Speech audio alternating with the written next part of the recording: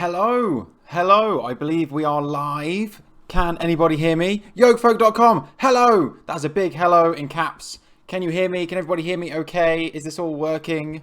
Is the show up and live? I'm hoping it is.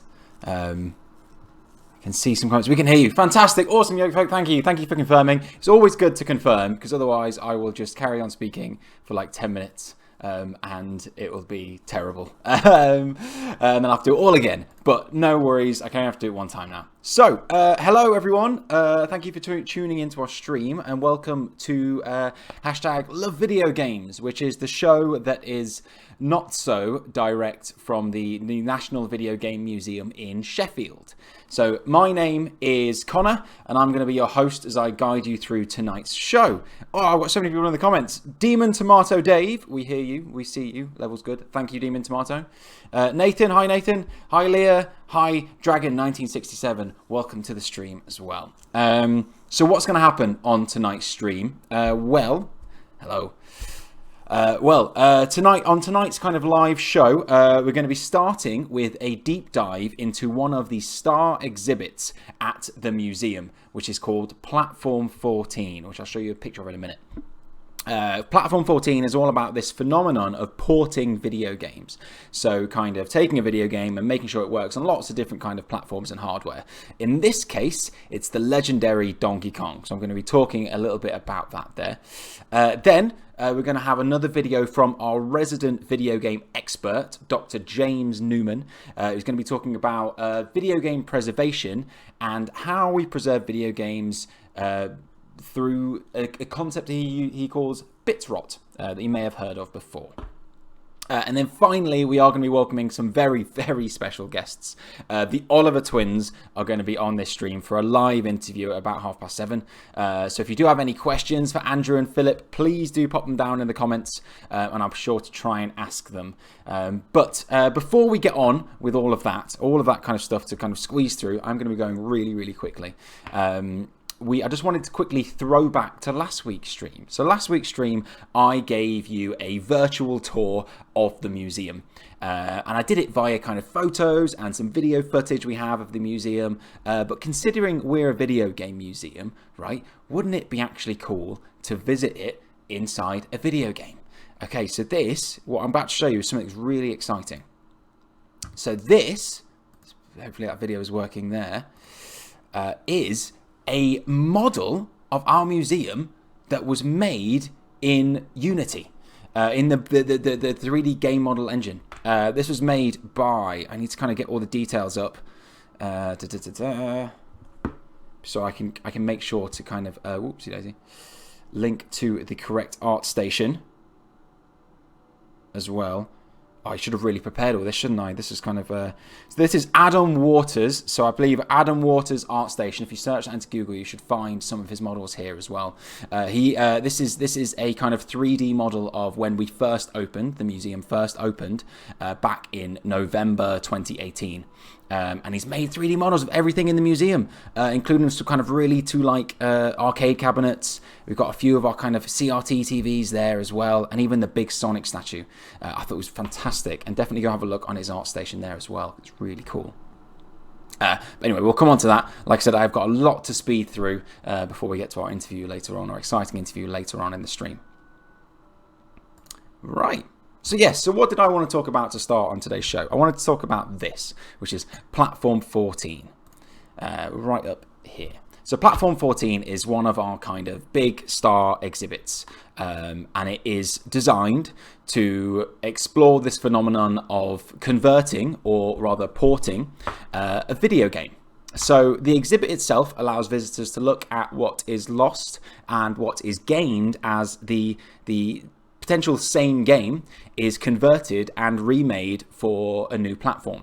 So each platform, it could be a console or a computer or handheld device, has its own distinctive capabilities and limitations. and these affect the way that the characters are drawn, the range of colors that can be used, the sophistication of animation, the number of objects on the screen, and even the number of levels in each game. So this exhibit, Platform 14, this big wall of screens that we have in the museum, is designed to shine a light on that relationship between the platform and the game. So by kind of choosing one game and looking at a variety of different home computer, console, and handheld versions, it allows the visitors to get a clear sense as to how much variation there is, and kind of how difficult it is to confidently talk about what a video game, because different people will have owned, played on, or seen different versions of the same game. So when we say that, I played Donkey Kong, what do we actually mean? What version of Donkey Kong do we mean? So this is Platform 14 Donkey Kong is the kind of subtitle there, and it's because it's the first in kind of a series of exhibits that we're going to be doing, particularly when we reopen again after this whole pandemic hopefully calms down a little bit. So there's a lot of scope for kind of different kind of games that we could choose, but we could also do we could start exploring the sound or localization issues with games as well. We've chosen Donkey Kong in this first instance because, well, it's an iconic game, isn't it? It's an iconic game with a very long history. It's the first appearance of Mario, sort of. It's a game that made the leap from the arcade to the home. And it was kind of so popular back in the early 80s that it was converted to numerous different systems, each with their own different capabilities. Donkey Kong dates from a time when Nintendo licensed their games as well for other people's hardware systems.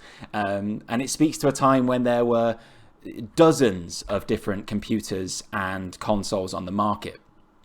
It's also a fairly simple game visually, which makes those variations between the different versions extremely apparent, which is important for our first exhibit of this kind.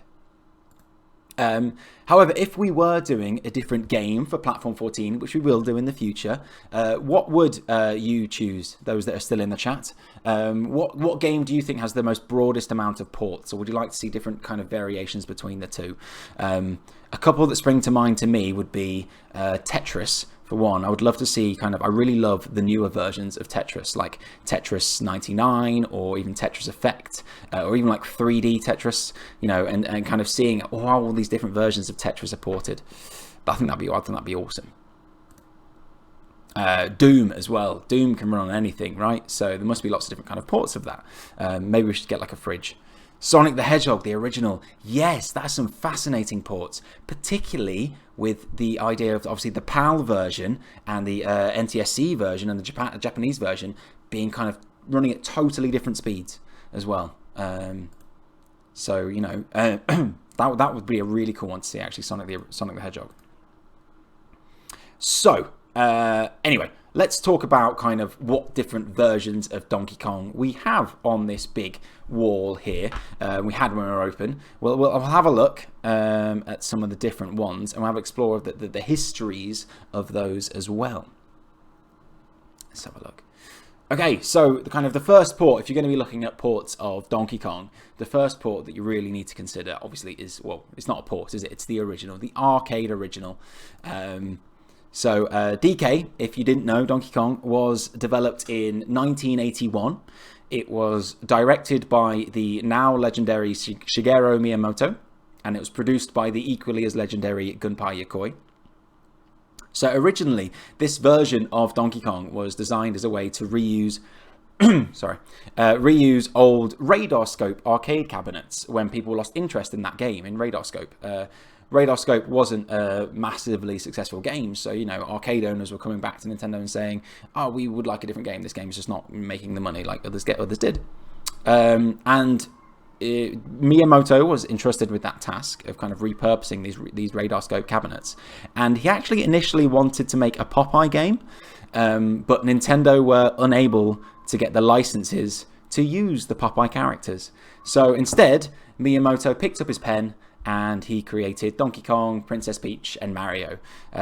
Except, of course, it's not Peach, it's Pauline, and it's not Mario, it's Jumpman. And Jumpman is not even a plumber, he's a carpenter. But yeah, so we've got quick videos here that I'm going to show you as well. So here is a video of the original Donkey Kong on arcade. And it is... Whoa. Make sure that's not... Turn that down just a little bit, because that's a little bit loud, isn't it?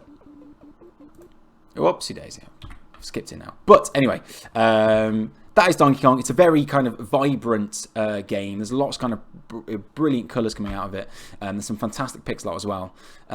This is the first level of Donkey Kong you can kind of show here. But there are actually 4 different stages in the original arcade version of Donkey Kong. There is this one right here, and then... I'll show you. So there's 4 different stages right here. I think there's got this, the original stage obviously at the top left, and then you've got the kind of the cement one in the top right, one that I've never ever been able to complete. But yeah, so all of these levels are notoriously difficult. So Donkey Kong is a incredibly tough game. So when I personally play it, there's no guarantee that I can even get past that first level, the one right at the top left there. So, you know, this version of Donkey Kong, though, this kind of when Donkey Kong came out in 1981, it was a huge success. It was massively, massively successful, and everybody wanted a part of it, including, funny enough, Universal Studios, who tried to sue Nintendo for breaching their copyright of King Kong with Donkey Kong, which famously led to the lawyer Jack Kirby, of which the video game character is named after, defending Nintendo successfully. But also in the video game sphere, everybody wanted to make their own version of Donkey Kong, right? So everybody ported it to different systems. So let's have a look at some of the different ports that we have of Donkey Kong. So the first port is probably known as the closest to the arcade. It's the NES, the Nintendo Entertainment System port. So let's just see if I can play the video for this one here. We can compare it to the last one. Oof. So the sound is already a bit different. It's a bit sharper. But otherwise, actually, it looks really good. This version of Donkey Kong is actually, it's known for being pretty much, you know, arcade perfect.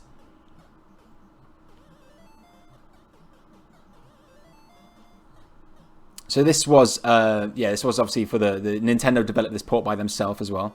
You just put the sound up a little bit. Okay, I'll put the sound up. It's incredibly loud for me, but it's fine. I will.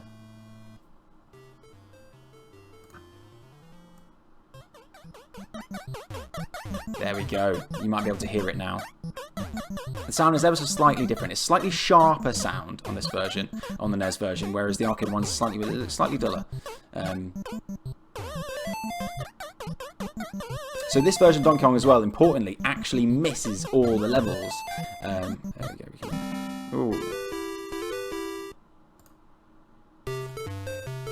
There we go. So this version of Donkey Kong actually misses all the levels. A lot of the levels. One of the levels, which is the Cement Factory level, only has 3. Oh, Pennington says a more contemporary game which could be exhibited like this could be Resident Evil 4. It's a very good point. The game that was supposed to only be on the GameCube, but was actually on lots and lots of different things. It's not child friendly, perhaps not. No, but I would love to kind of compare, you know, the original GameCube to the Wii version, which is brilliant. I think that would be ace.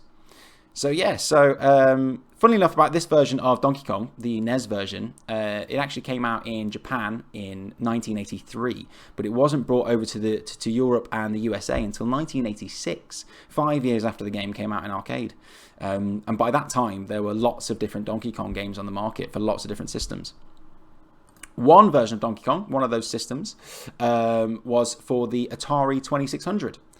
Which was kind of a massively successful console in the US, and it's still very iconic today. This particular version, if I can play it right here. Let's make sure that's...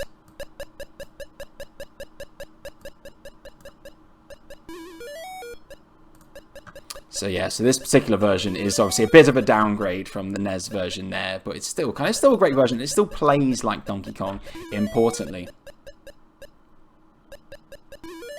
I like how the barrels look like little cookies rolling down as well. Donkey Kong himself doesn't look too great though. It looks terrible. Oh, if you think that one looks terrible, they're going to get even more terrible.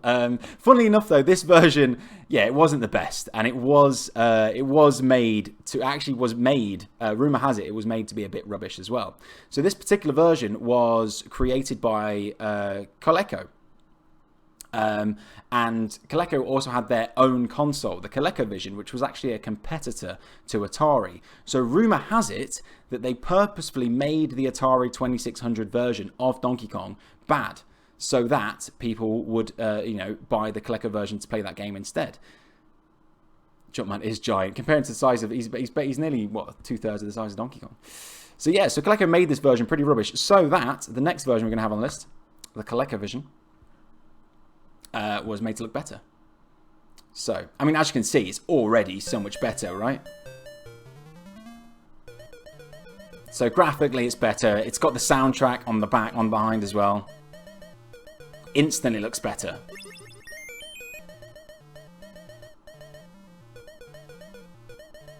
And this is actually a pretty good port.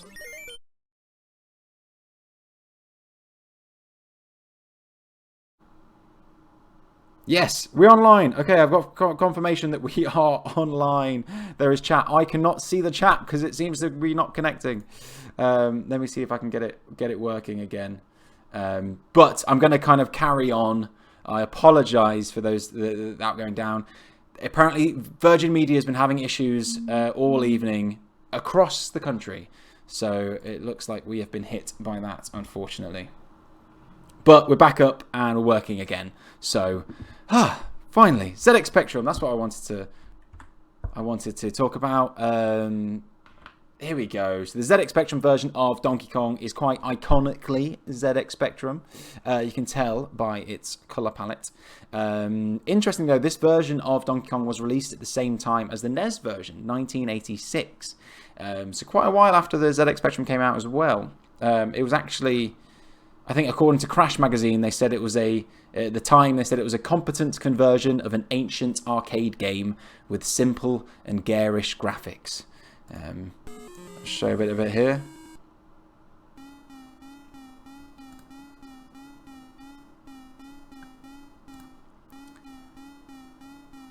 I think simple and garish graphics is right, but is that Mario's got a little butt there where he's climbing up the ladder? So yeah, so that was the ZX Spectrum version. Let me see if I can get my chat up now whilst that is just on.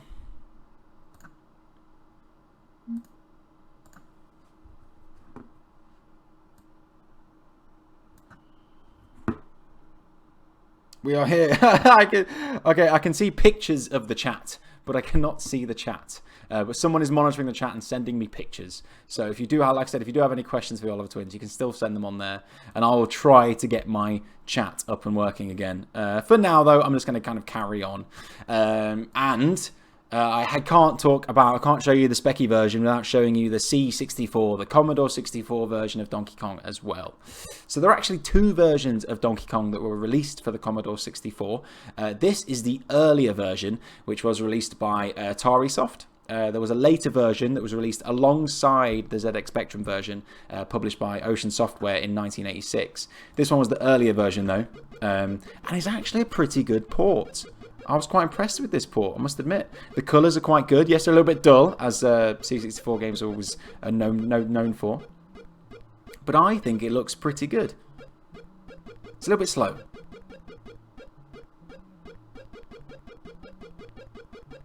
One of the best things about all these ports, though, is whichever port you play, whether it's the Commodore 64, the Spectrum, or the Intellivision, they all still feel like Donkey Kong, and they're still all punishingly difficult as well. It must be worth noting. Okay, so because we've run out of time, I'm going to have to skip through a few different ports, unfortunately. But the Dragon 32 is another different port for the Welsh home computer.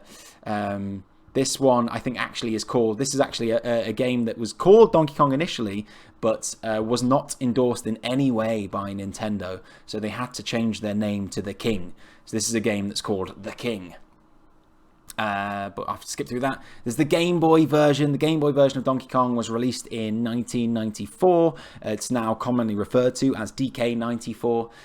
It starts off similar to Donkey Kong, but eventually goes a bit. It has 97 different levels. So once you complete those first 4 levels, it goes a bit crazy. Mario starts collecting keys, and you start throwing barrels back at Donkey Kong. It's a great little game though. DK94.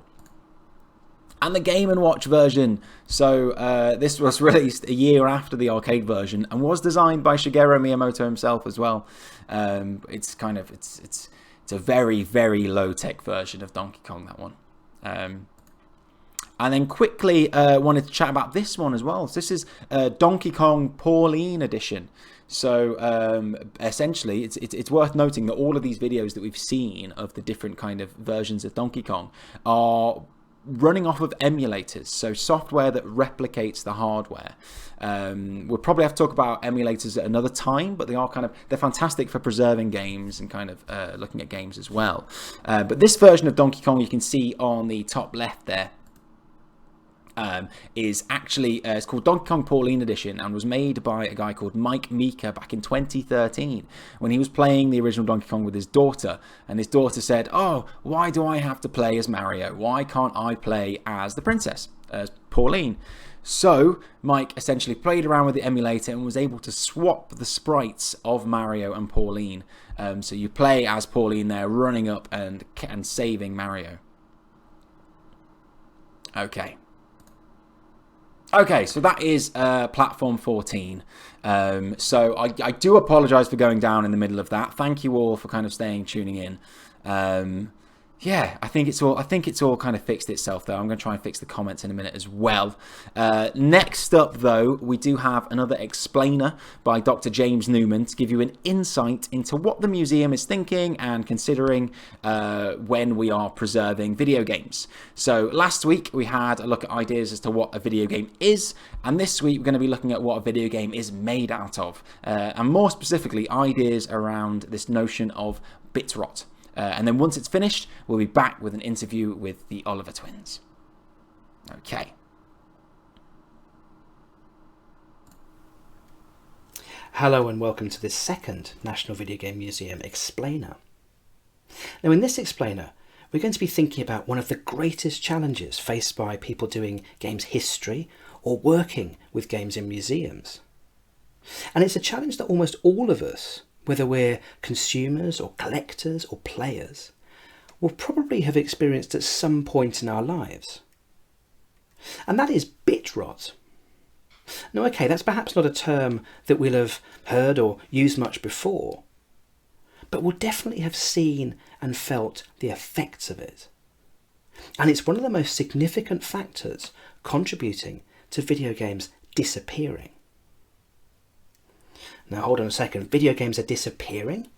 Well, that might seem like a really strange thing to say, especially given that there are more video games than ever to play today, more places to play them, more devices, more systems, and more networks to play them on, and more people than ever playing them.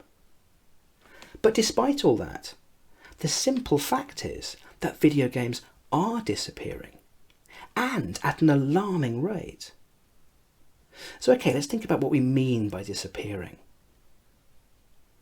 Well, what we don't mean is that video games are some sort of passing fad.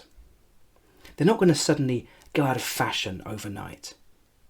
So we don't mean that video games are like a digital version of the hula hoop that comes and goes or that drifts in and out of style. So okay, maybe the hula hoop is a bad example, but you take the point. Video games as a whole aren't disappearing anytime soon. They've been around for decades. And as a medium, they'll be around for many, many, many decades to come. So when we say they're disappearing, we're not talking about video games as a whole. We're talking about specific video games disappearing. We're talking about individual titles disappearing. Not because players lose interest in them or stop caring about them, but because the games themselves become inaccessible. They become impossible to play. Now, there are many reasons why games become impossible to play, and we'll be exploring a number of them in different explainers. But in this one, we're going to think about software and data, because after all, isn't data what video games are made of?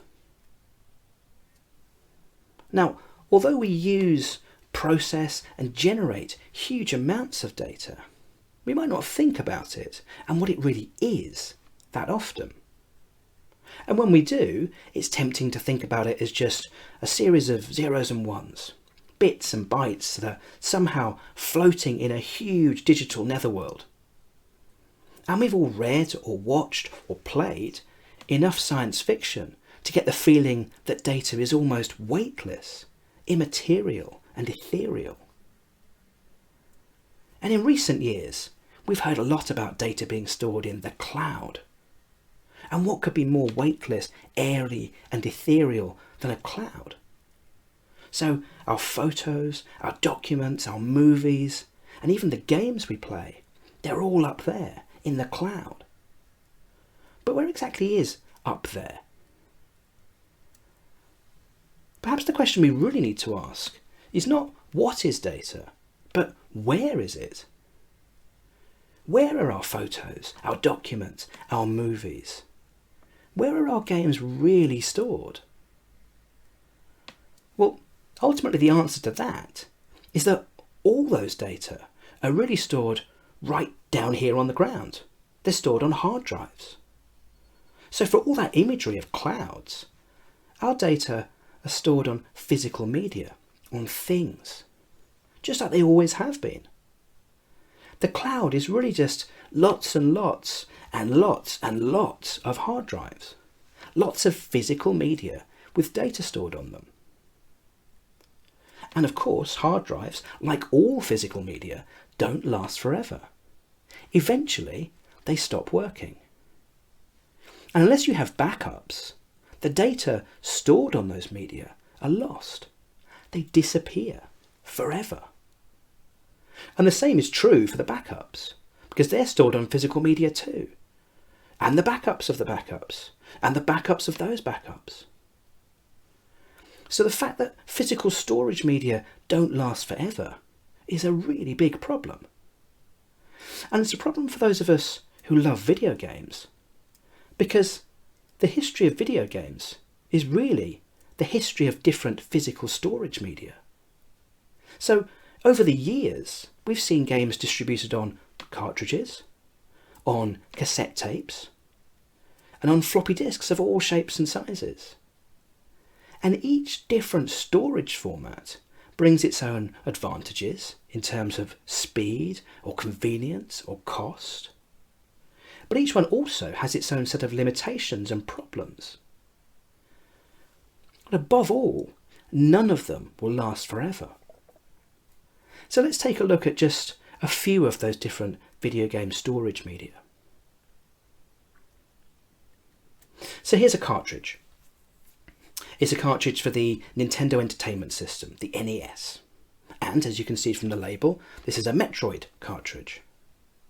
So normally, we just plug our cartridge into our NES, we start playing Metroid, and we really don't think much more about it. We're soon into running and jumping, solving puzzles, and maybe even sequence breaking and speed running. But let's have a look inside that cartridge, see what's really happening. Let's see where our game data really lives. Now inside, there's a surprising amount of fresh air, but also there are dozens of different components on that little circuit board. Each of those components, the memory chip storing the graphics or additional processors to help out with maths or extra sounds, each of those components will eventually stop working. They won't necessarily all stop working at the same time, but depending on what happens, once one piece fails, maybe because it finally overheats, then that could stop the whole thing working. And look at those gold-coloured contacts on the connector edge that transfer data between the cartridge and the NES. They'll corrode, and eventually they'll wear out as well. And when that happens, You might check online to see what to do, and you might end up blowing on those contacts on the connector.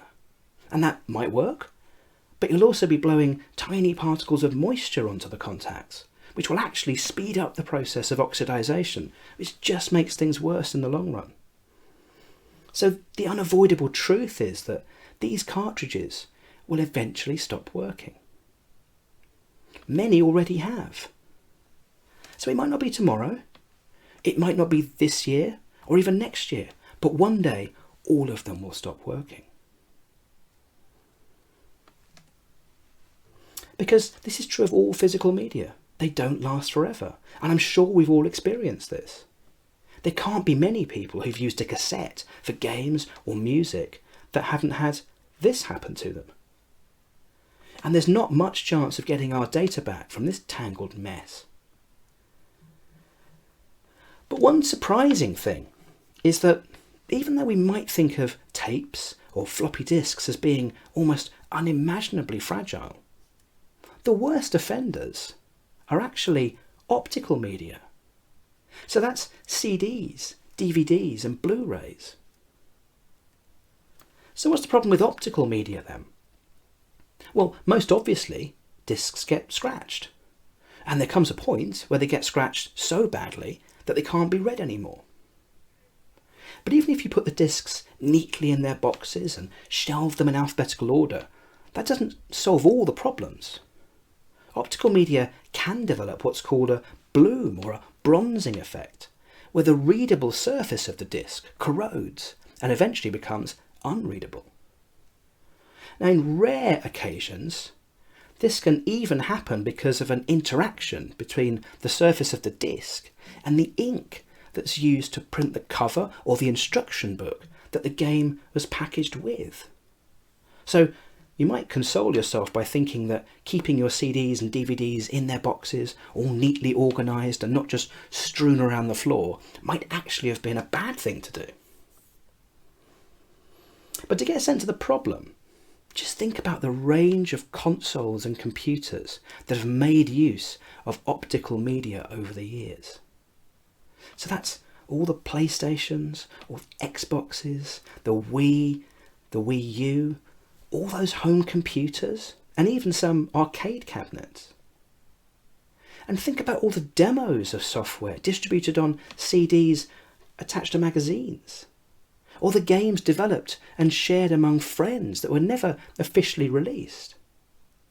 That's a lot of data. That's a lot of games. A lot of games that we stand to lose. So this is what we call bit rot.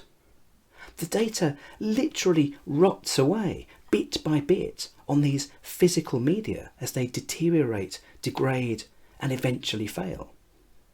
And that's happening right now. And that's where museums and archives and collectors come in.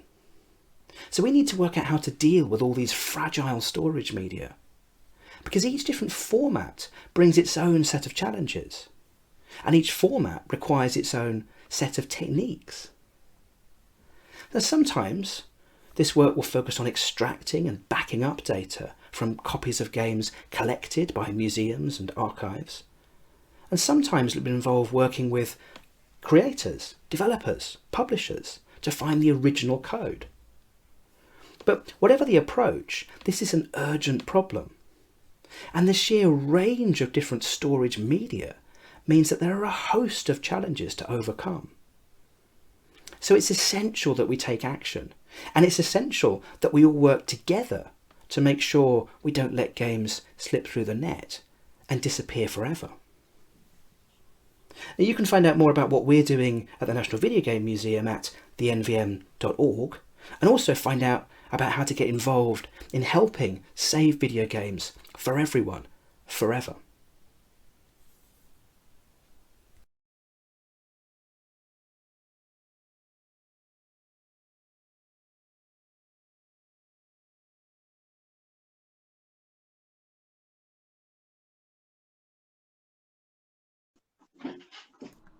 Hello, everyone. Welcome back. Or we're back, I suppose. You've probably not gone anywhere. But I am here, really excited. I am here with Andrew and Philip Oliver.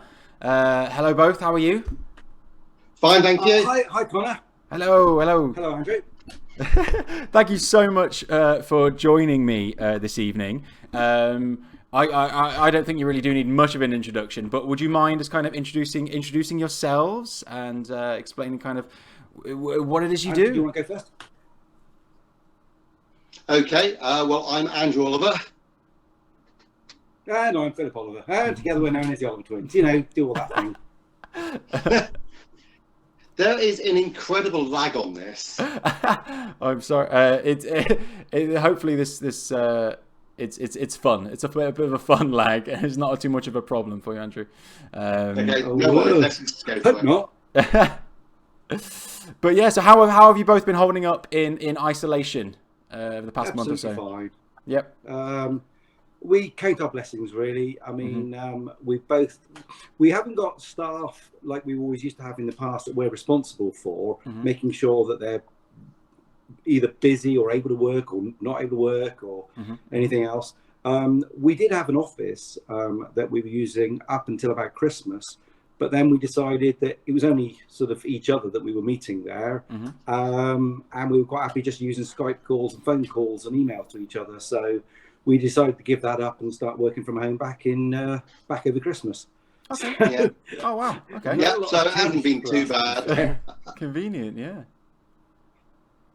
Fantastic. So we were chatting earlier about kind of ports for Donkey Kong and how Donkey Kong kind of works on different platforms. Now, you are both incredibly prolific and experienced game designers. I think if you've not got a Guinness World Record for the most prolific 8-bit game designers, is that correct? We do. Yeah, that's right. It was after we wrote the book and we were sort of like getting all the games together and putting them in the book. We were sort of charting out everything we had, and we worked out that it was so many. But in publishing the book, I think we said probably the most prolific, and then actually, oh, there you go. He's got a prop. I've got props. I'm back office room. I've got various props. Yeah, but I think we made some comment about probably the most prolific, but then actually they awarded us the Guinness Book of Records. So wow, that was amazing. Cool. So out of all the platforms that you have made games for, what would you say is the trickiest platform to work on? What is the hardest platform? The trickiest. Yeah. It's in all different respects or whatever. I mean, favourite was the NES. I actually liked the NES, even though the 6502 processor seems older, and it was pretty much a Commodore 64. When we got to it, we were several years late, but all the games kind of look quite slick and timeless, whereas it was very difficult on things like the Spectrum, getting things to, well, you couldn't scroll the screen, getting the sprites to look like the hardware sprites so that they drifted over the top and cut things out was really difficult. And then obviously color attributes. So it was very difficult to make things look really professional unless you actually tried to ignore the color and you just stuck with static screens. Fascinating. You went all a bit twangy there at the end. Oh. Sorry, no, I was just saying the Game Boy was a real bucker. Was it? Mean, It had hardware scrolling, but it just blurred. Oh yeah, I mean everything you did just was a blur behind it. But it does Tetris well. Built-in motion blur. So you've been making games for kind of for so long now, going back to kind of some of the classics in the 80s. But what would you say has been the biggest development in kind of video games or video game culture in the past couple of decades? I was thinking about this earlier because when you sent through the email, you sort of said questions I might ask you, and you put this one, and I was thinking about it. And actually, something that we were just chatting about, me and Andrew the other day, is that in the 80s, you used to design the game around the hardware. So you look at what the hardware could do, whether it had a character map screen, whether it had sprites, how big were they, and then you try to work out gameplay based on the technical features. And it must have been about PlayStation era, so we're talking about 95, 96, where there had to be a whole shift for the industry to say, stop worrying what the hardware is. What is the best experience that you can put on screen that people want to play and can play with the kind of controls that they've got, which are pretty good. And it was quite weird because everybody had got used for sort of 10 plus years to design, like technical people doing the design. And all of a sudden, you had a situation where it's like, ignore the technical, just worry about the design. And it was about that time that you could then start hiring people who were specific designers, and they didn't need to be programmers. So that's when things started to kind of expand wise from a development perspective as well then.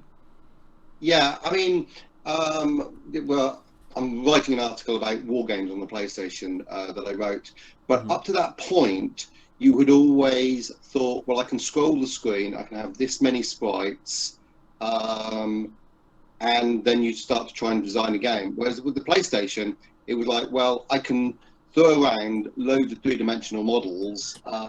It's just going to cost a lot to draw these. Now, obviously, we look back and see that it's quite basic. And I was sort of going, oh, we've got 100 polygons for a tank and stuff. And to me, the challenge was in the artistic achievement of drawing a really good, say, tank in 100 polys. I didn't see that as too much of a limitation. And you could move these all around the screen anywhere you wanted, make it big, small, flip it around. It seemed sort of limitless. And even when it came to the memory, whilst you had to consider the amount of memory things took, you always had a CD drive there. So every level would come straight off a CD. So actually, on any one level, you had a ton of stuff. And we did cutscenes and things. So obviously, those are just streamed straight off the disc. I couldn't hear any of that, Andrew. I don't know if you've got a problem with your mic. I don't know if, Connor, you could hear Andrew. I could hear it just got a little bit bubbly, and I think if you could mention it in the comments. I am sorry. Oh, there goes. Oh, that seemed fine again. So, it might. I shall be more careful. That's okay. Andrew, you're the one with fibre. Andrew, you're the one with fibre to the door. I have. Fairly new to fibre. I've got 100 megabits per second on my old farmhouse. It's pretty good. I thought it was much higher than that, to be fair. Well, actually, it was 140 when I checked earlier. It's guaranteed minimum 100. Let's get off. So I mean, so how did kind of your roles change then, as you kind of grew with the games industry? Because it's when you're kind of making your earlier games, you made everything, right? You did all of it. Pretty much, yeah. I mean, we used to do all the graphics.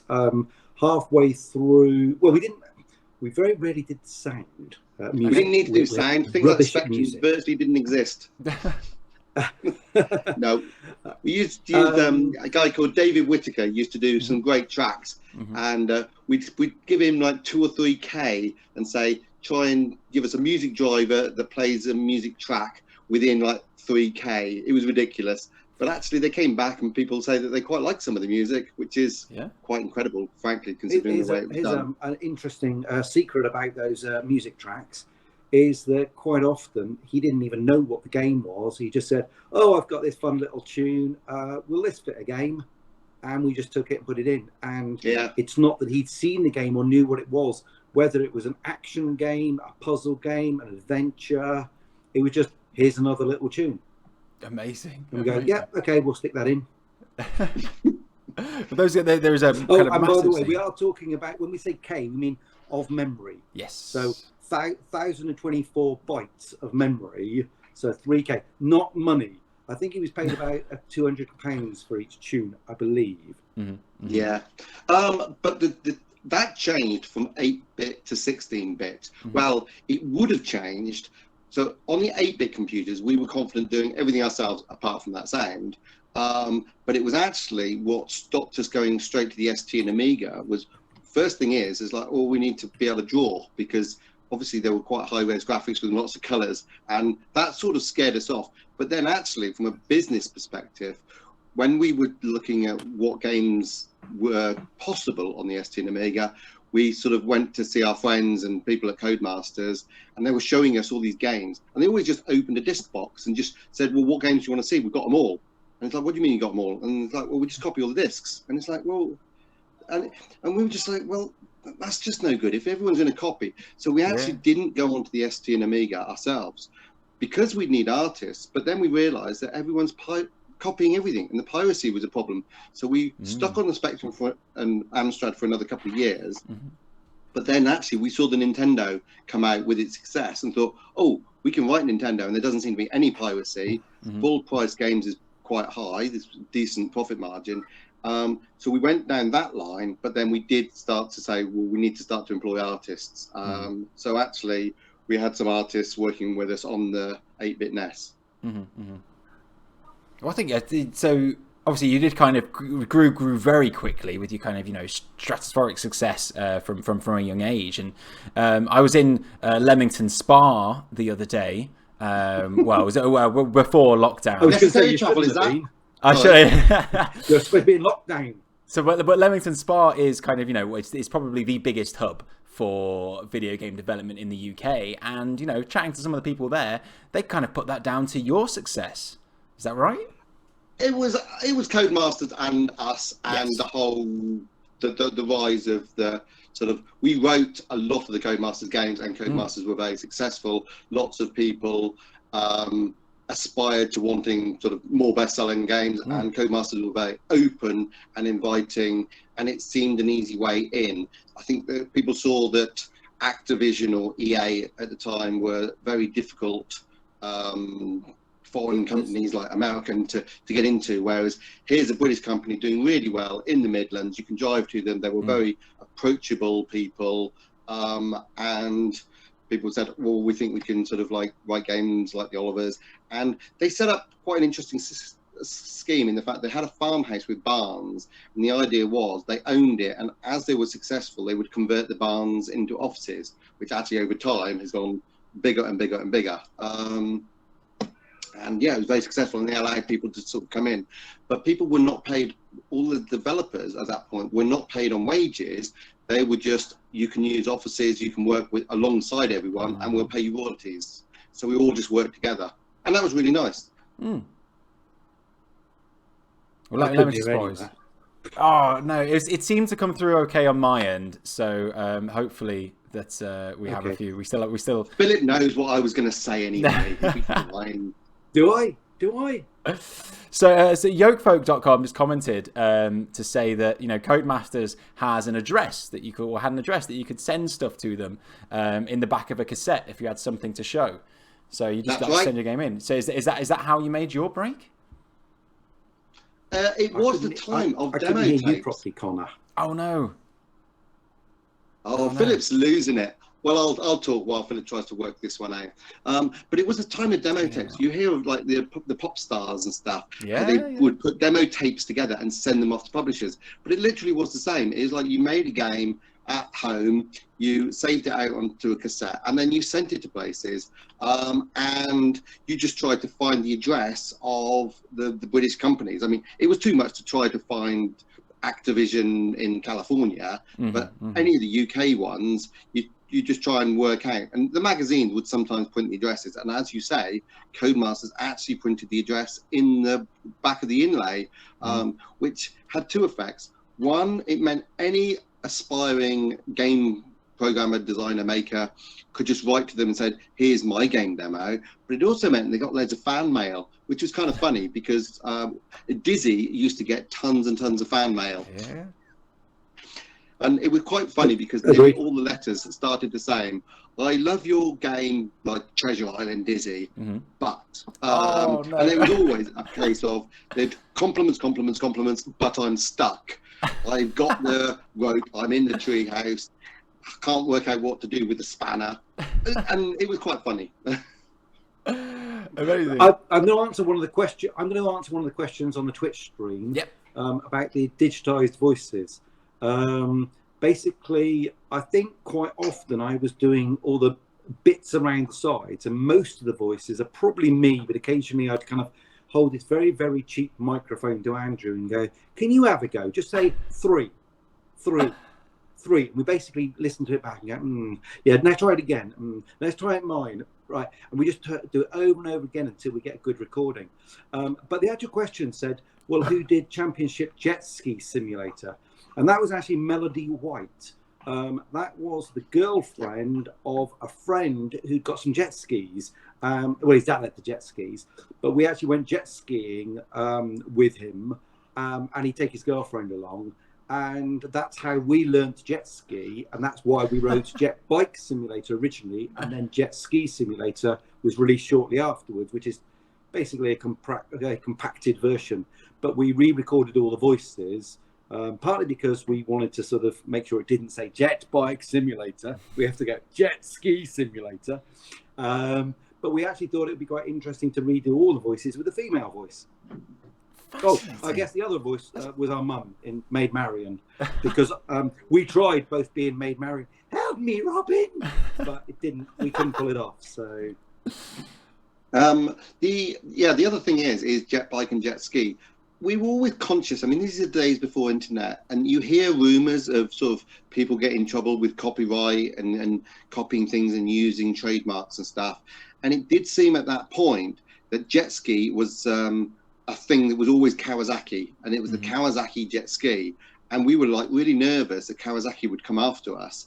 But there was the Bond film that had popularized these, when he sort of makes was it Roger Moore? He makes the jet bike in a suitcase and then scoots across the sea, and he called it a jet bike, and we were like, is there a reason why he called it a jet bike and not a jet ski? But it was kind of predates, so we thought it was safer, and then we just thought later when we had time to check it out, it was like, no, actually, you can use jet ski. And so when it came to sort of tidying up and making the pro version, we thought, did you know jet ski. That the official name, and I looked this up because I'm writing an article for Retro Fusion at the moment, I looked this up to find out whether you're supposed to call them jet bikes, jet skis, or something else.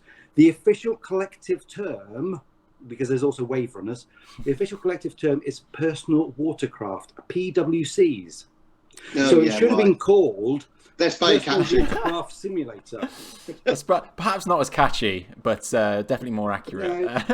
No. So if obviously you have made kind of, like I said, you've been incredibly prolific and made so many fantastic, brilliant games. If people wanted to kind of play them now, what would be the best kind of approach to do so? Because, you know, sometimes a lot of the hardware might start to be kind of, you know, struggling. Well, it's funny actually, because about 10 years ago, well, probably 15 years ago, people were starting to circulate emulators and then find the ROMs of these games, and you could download an emulator and then go to a different site and find the ROM, put them together, and you'd be able to run it with a little bit of messing around and sometimes downloading things, lots of dodgy adverts. But actually nowadays it's so good because the emulators just run in browsers. There's pretty much all of our games on all of the formats can be found just running in browsers. In fact, Yokefolk, who've been a wonderful team, they've got all of our Dizzy games running over at the yokefolk.com site, and you can play any of the Dizzy games on a few different formats, I believe, and quite a few of the other games as well. Yeah, so what we're trying to do now, we're actually creating an Oliver Twins. One of the things that we're doing in lockdown is creating a really good Oliver Twins website, olivertwins.com, and it's going to have the stories behind each of the games, have what the press said about the games, and actually have playable links to every game on all the different formats. So we think that's a really fun thing to do. And we've always wanted to, for years and years, we've talked about doing this. We just haven't had the time. Strangely enough, we have a bit more time on our hands at the moment. Not like me. That sounds fantastic. So just a brilliant archive of kind of your history as well. Brilliant. I'm really excited for that. And then kind of looking forward then. In fact, we do have a question in the comments that I should ask you as well. Tenshi asked kind of, what do you guys think about modern retro aesthetic games? So for something like Undertale, which is this kind of, you know, top-down RPG. To be honest, not that impressed. Oh dear. Oh, this is good. I'm not sure you're supposed to say that. No, this is better. But it's weird because the thing is that part of the art of making those games work wasn't just the fact that you could see big pixels and few colors. It was the fact that that's all the machine was capable of. So you had to be really, really clever with that. And then as the resolution got better and as the speed got better and as the computers got better, so everything got better and improved and everything. And then you suddenly get things like Minecraft came out. It's like, guy, can you texture it properly? It's like the computers are completely capable of this. Why aren't you using higher resolution textures and stuff? But, and then several other games came out starting to use this kind of like retro aesthetic. And it just seems a little strange to us. It's not what we expected. Yeah, I mean, pixel art, it had a certain style, but it was of those days, and it was necessitated by the technology. Whereas now, it feels like someone's going to make a game. They're a good programmer, but they don't have an artist, but they could probably achieve pixel art. So they're going to give it as a style. And to a certain extent, it works, but it's probably been overdone. The retro game that I absolutely love, and I just think it's so funny, is Cuphead. I just think that's not trying to limit yourself to say, I'm going to do it as though the computer's not very powerful. It's, I'm going to make a game as if it was made in the 1930s by Disney. And putting that spin on it. And I just think it's absolutely wonderful. It's like the really old, but using the newest technology to create something that looks older than any of the old games that we even made. And they run it on all the newest technologies as well. Even the Tesla. You can even play that game on your Tesla sat-nav, which is brilliant. Maybe that's what we do for the next Platform 14, is we just get a Tesla into the museum and show people the games they can play on that. It definitely seems emblematic of what you mentioned earlier, though, Philip, about this kind of, there was that major shift in games culture, is that, you know, it wasn't just, games have been brilliant, and video games as a kind of as a medium has been fantastic at testing and pushing the boundaries of what tech can do, right?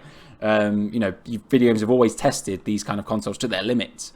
And then perhaps, as you mentioned, like in the mid-90s, things started to change a little bit, and you know, maybe they weren't as kind of pushing on that as much, and that's how it changed. It slowed down, perhaps. I know another question. Then I want to see if we could do a fun little interview format. But what are you kind of most excited for in the future of games? What do you think is the next step in the games industry or in games culture? Well, for a start, from a technical point of view, we will be streaming. Nice. And I have to say, we keep going into universities and we keep getting our students arguing with us. Students who have grown up with PlayStations and Xboxes and Nintendos. But to us, it's obvious. If you look at music, you had physical, then you had download, then you streamed it. Let's look at films. You had it you had broadcast first, but anyway. But you had the physical, then you went down. You had broadcast with music, with radio. Yeah. For games, it just seems natural that's going to happen. And it's funny because a lot of students, so we do a lot of talking at university, they'll always argue with you and go, no way. And it's like, have you tried it? And they go, no, because it won't work. It's like, well, have an opinion when you've tried it, but also remember this. If it doesn't work today because your internet's too slow or the lag is too bad, do you think that the internet speed is going to increase over the next few years? And do you think the lag times are going to come down? Well, yeah, of course. So if it doesn't work for you today, then it will at some point. So at some point, you will be able to just play the highest quality games, PS4, PS5 quality games, without buying a console on whatever screen you've got. And it can be a mobile screen, it can be a laptop screen, it can be a pad, it can be your regular TV. There's no upgrading of hardware. And so many people just seem to not realize that it is coming. Who wins the race, whether it's Amazon or Google or Microsoft? To be honest, the market's big enough, they'll all get a share of it, I imagine. And when will it beat consoles? It'll take a few years. I'm not worried about the sales, and neither should Microsoft or Sony be worried about the sales of their next consoles, because at the moment there's enough appetite for those consoles. But in 5, 6, 7 years' time, it's going to be a different story. And it won't be a case of trying to find an emulator in years to come to find out games, because they will all run. Because they, just like watching movies on Netflix or Disney Plus now, they can all just be there. It doesn't matter when they were made; they will run. So somebody has just come back and said that the input delay is a problem and the lag. If you get lag today, if you do, then you're assuming automatically that won't be decreased in time. Well, it will be. And I'll be honest, I run over a mobile phone signal here because my official broadband phone line is 1.5 meg. They call it broadband. No, it isn't. Anyway, so I run everything over mobile network. I can run Stadia absolutely fine, no problem at all. I cannot notice any lag. Fantastic. And I'm running it over just 4G. And then the 5G rollout obviously is coming sooner and sooner, Exactly. which actually will be a game changer for that. And if you're aware of things like Starlink and stuff like that, that increases the speed dramatically and decreases the lag dramatically. And if you look out on a nice sky, cloudless night sky, you can sometimes see Starlink. Really? You can start to see the satellites. Yes. Fascinating. We've been chatting for about 40 minutes now. Thank you so much. I mean, I wanted to ask a couple more questions if you don't mind. That's not a problem. And I wanted to kind of change up the format a bit because you've kind of worked together for so long now. You must you obviously you're twins, so you must know each other inside out. So I wanted to ask a few questions in a kind of Mr. and Mrs. format, if that sounds of interest to you. Mr. and Mr. Mr. and Mr. You are Doctor and Doctor, honorary doctorates. Is that's correct? Yes, we do. Doctor and Doctor. Then we're going to play some Doctor and Doctor. So I was hoping, do you have a marker pen and a piece of paper by you that you might be able to write down some answers? I've got a print of paper. Yeah. Pen. Yeah, I've got a pen. So what I would like to do is I'm going to ask you a question, and then we're going to reveal the answers. If you'd like to write down your answers, then we're going to reveal the answer at the same time. Right. Okay. So the first question then is going to be, which twin, so which of you, is the easiest to work with? What? Is the easiest to work with. So when you're working with... Do we have to say whether it's ourselves? Yeah, or yourself. Or whether write down Andrew or write down Philip.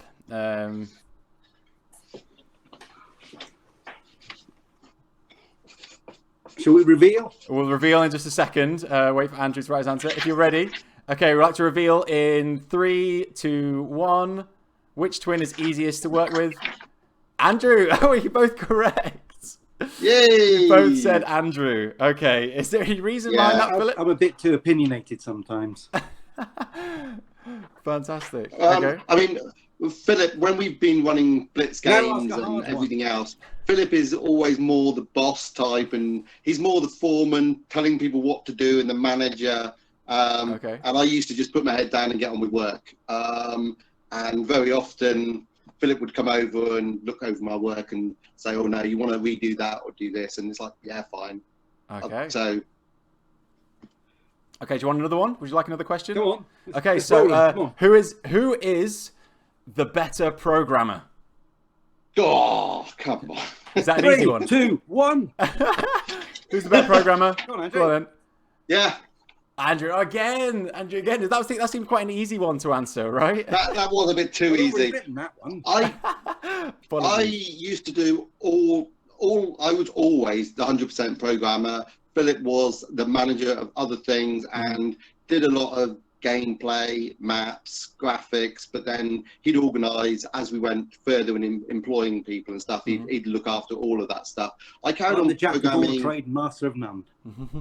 Yeah, I carried on programming to the PlayStation 1. I wrote a few PlayStation 1 games, but Philip gave up programming on 68,000 on the Mega Drive. Okay. Come on, let's ask some other ones which don't have a 50-50 answer. Sure. So if Andrew could have made any other game, what would it be? So any other game that's been released. So, a game that he admires. What if he could make any other game? Okay, ready? I gotta write it. Yeah. Okay, ready in 3, 2, 1. Mario Kart. Fascinating. Okay. Any reason behind that? You're just a massive Mario Kart fan. I absolutely love that game. I've had every single different version. I remember playing it with my girlfriend when she was my girlfriend. And then we got married, and then we had kids, and we've over the years, it's just always been the game that we've come back to, but gone up through the different versions. We were playing it last week on the Switch, all four of us on the big screen. It's just amazing. Come on, because Ask some harder ones. simplistic gameplay and always the same gameplay, but it's moved with the visuals and the graphics, and I just love it.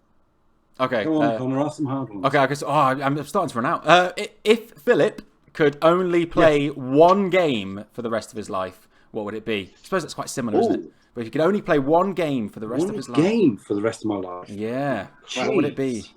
You wanted harder. This is harder. Yeah, neither of us know. If he doesn't know, how am I supposed to bloody well know? Exactly. I don't know that one. Oh, God.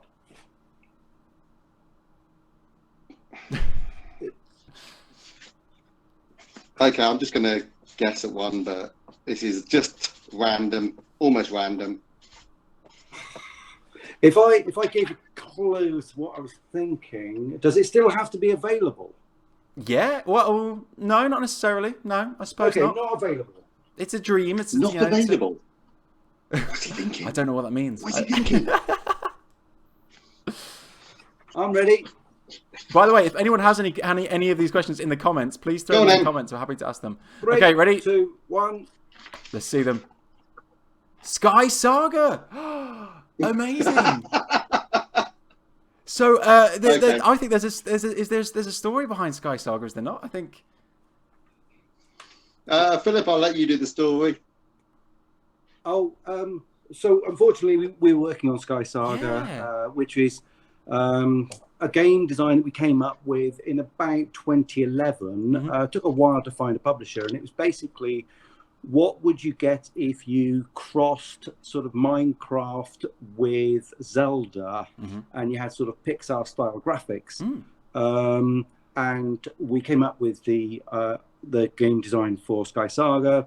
We managed to find Smilegate, a company to fund it in about 2013. And we set up Radiant Worlds to program it. We got over 110 staff. We were 4 years in. We had hundreds of thousands of people signing up and watching and waiting, and a lot actually in the game playing.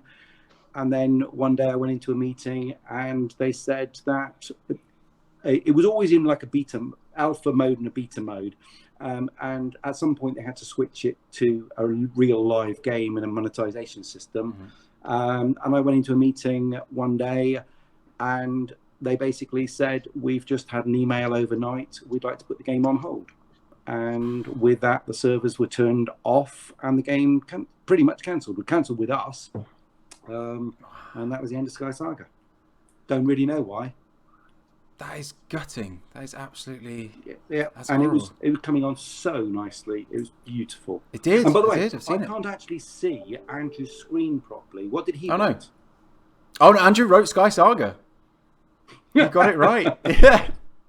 You both knew it. It looked that game did look fantastic. I've had another question. So we've got 100% now. I know, you're so in sync. It's incredible.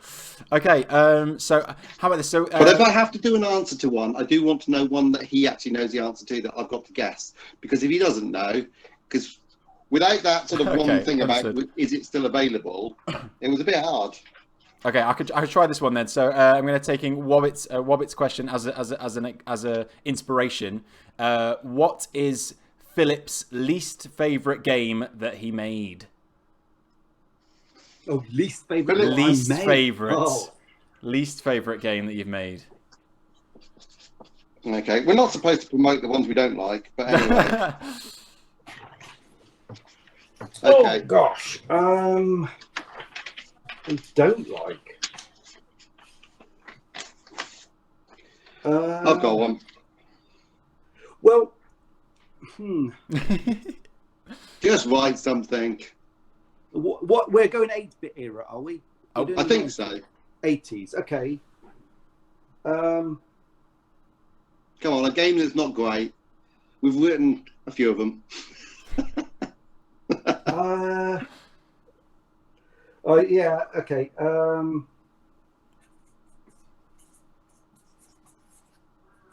Okay. Okay, come on. I'll put 2 because that one wasn't brilliant. Okay. Well, there we go. And what was the other one you What have chose? you put, Andrew? I can't read. Andrew's I can't put read it. 3D Starfighter. He's put the exact same. You're in sync every time. And actually, yokefolk.com had also commented saying, I'm thinking it's going to be 3D Starfighter as well. Oh, okay. Right. Yes, that's right. It Yeah, I did can only see take that a couple of weeks to on the play. big screen. Yeah. But look, you are that big on screen to me because I'm on a mobile phone, on an iPhone, and the way the window I is zoomed to make earlier. that big, so I can't read what Andrew's. That might be a bit bigger. I might have fixed it for you. Is that better? I can see that. Apologies, my apologies. I Messed it up completely for me, forgot. but it's okay. All right. I've unzoomed. I just zoomed in on the screen. Yes, my always hopefully it should be fine now. It's fine. Okay, so I've got another one from Richard, who might just have to one of the final ones. But which twin most likes VR gaming? Oh, right. Okay. I'm ready. Oh, really? 3, 2, 1. Andrew. Why is that? Are you Well, new I've got instantly? pretty much I've most got of my them. VR legs. No. No, the first few times I played it, I felt a bit queasy. It was a DK1 and it was horrible. And each time I sort of try the kits, I just feel a bit queasy up until the Quest. The Oculus Quest is pretty nice. But Andrew's bought every going and he's got his VR legs and he plays all these games all the time. Have you played Alex yet, Andrew? Alex? Oh, no, sorry, I haven't, because I was waiting for on the Quest, and there's something really weird about how you have to download it for the Quest. People have said that they've got it working, but via some streaming system, but I just haven't done it. But theoretically, actually, it would work on the Vive, and I haven't done it on that either. But no, sorry, should have done probably. Okay, well, I think so. That was a really successful game. I think you actually got every answer correct. I don't think any of you got it wrong on either of them. You are just so in sync. Well, I mean, that is one of the things. I mean, people sort of ask us, like, what's the secret of your success? And one of the things is that when we're designing games, we think exactly the same. And so we shorthand everything. And it was one of the things that became a real nuisance when we were employing other creatives, that you'd have brainstorm meetings and they'd go off in all different tangents, not in the ways you'd expect. And sometimes you end up being really stuck on a point where you're going, oh, it's like the scene in Terminator or Back to the Future or something. And you'd mention some tiny little thing, saying, I want something like that. People go, what? What's this got to do with Back to the Future? And you go, you know, that bit when? And you end up explaining all of this thing and then go, sorry, I forgot what the point was, the question. But me and Philip think so similar that if we sort of say, oh, we're going to do a skiing game and it'll be like Marble Madness, pretty much both of us have the exact same vision. Yeah. And the other thing is that when we're trying to bolt code together or any parts of the game together, we pretty much will know. If I look at his code and his variables, I'll just know exactly what he did and why he did it in a particular way, and it would have just bolted to mine, no problem. You get 2 or 3 different programmers with different backgrounds, the code never bolts together. It just doesn't work, not unless you've agreed what the protocols are beforehand. Amazing. That's a dream kind of working partnership, I suppose. And there's never been. And we don't disagree too often either. I mean, the other problem you have is that we are in a creative medium where there is no right and there is no wrong, which means that if you have a bunch of people sitting around a table and you say, okay, what's a good game and what's a good feature in this game, everybody will come up with loads and loads of different things. With me and Andrew, we can have a brainstorm, but after we put all the ideas on the table, we pretty much always agree on which ones are the best ideas, and we agree on it. So it's like, right, well, that's what we're doing then. Amazing. I've taken up so much of your time. We've had 50-minute long interview now, but it's been an absolute pleasure. Thank you so much for joining me this evening. It's been fascinating to hear about all these stories. And I still can't believe that you got every one of those questions right. That's brilliant. Thank you so much. I think I am just going to kind of finish up the show now. And then if anybody is watching and they would like to watch this back, perhaps you are able to, this video will be saved as well. So a few more things I'd just like to say to our audience just before we say goodbye. Thank you, Connor. No worries. Thank you both. Cheers. Actually, this show will be back next week, and we're going to be kind of running some more live streams over the next week as well. So please do give this Twitch channel a follow if you can. That would be ace. Otherwise, Andrew, Philip, thank you so much. We're going to end the stream Cheers. now. Thank you very much. And I'll say goodbye to everyone in the chat. Okay. Thank you, Connor. Thank you. Thank you. Thank you. Bye-bye. Bye.